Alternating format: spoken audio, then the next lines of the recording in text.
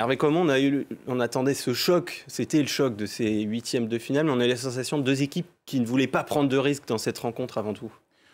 Oui, je pense que, comme l'a dit Benoît, pour moi, le fait de jeu, c'est la sortie de Kessié aux environs de la 20e minute, et puis qui succédait à la frappe sur la barre transversale. Et je pense qu'à ce moment, les Ivoiriens ont cessé de jouer, parce qu'ils ont fait un premier quart d'heure plutôt réussi, et ils ont arrêté de jouer. Et je pense qu'effectivement, la sortie de Kessié, qui était ce joueur qui était capable de passer de la phase défensive à la phase offensive, faisait que le bloc a été rapidement coupé en deux. Il y avait les trois offensifs, et qui sont beaucoup plus à l'aise dans une configuration comme contre l'Algérie, où ils ont le jeu face à eux.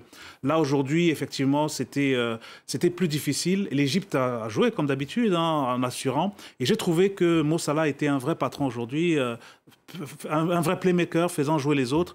Et bon, ça s'est décidé au penalty, mais ça aurait pu très bien se décider dans le cours du jeu, avec un peu plus d'efficacité dans les derniers mètres côté égyptien. Xavier Barra avec des Égyptiens bien plus solides cette fois-ci que lors de la phase de groupe. Ils avaient été assez décevants, on peut le dire. Et avec surtout une très belle organisation défensive aujourd'hui. Oui, ils ont trouvé, même s'il y avait eu un changement par rapport à l'équipe du précédent match, le poste de latéral gauche avait été... l'arrière gauche a changé. Mais c'est une équipe, effectivement, Carlos Queiroz, il la découvre un petit peu, cette formation égyptienne, parce qu'il est arrivé seulement au mois de septembre dernier. Donc, il n'est pas là depuis très longtemps. Alors, il fait des essais. L'équipe a évolué autour du premier tour. Maintenant, il semble avoir trouvé un bon équilibre.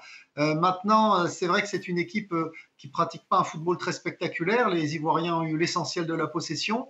Ils ont fait le jeu, mais ils savent aller très vite sur les contre-attaques, avec Mo Salah, bien sûr, mais aussi avec Omar Marmouche, avec Mostafa Mohamed, et puis les remplaçants qui sont rentrés aussi ont posé des problèmes à la défense ivoirienne. Donc c'est une équipe qui a un certain vécu, une grosse expérience des grands rendez-vous. Elle les avait mal négociés lors de la dernière édition. Ils avaient été éliminés justement en huitième de finale à la surprise générale par l'Afrique du Sud. Cette fois-ci, ils sont au rendez-vous. C'est pas complètement une surprise parce que lors des confrontations entre Égyptiens et Ivoiriens, c'est le match qui s'est le plus joué dans l'histoire de la Coupe d'Afrique des Nations. C'était la 11e confrontation. Eh bien, la Côte d'Ivoire n'a gagné qu'une fois et dans les matchs à élimination directe, l'Égypte s'est toujours imposée.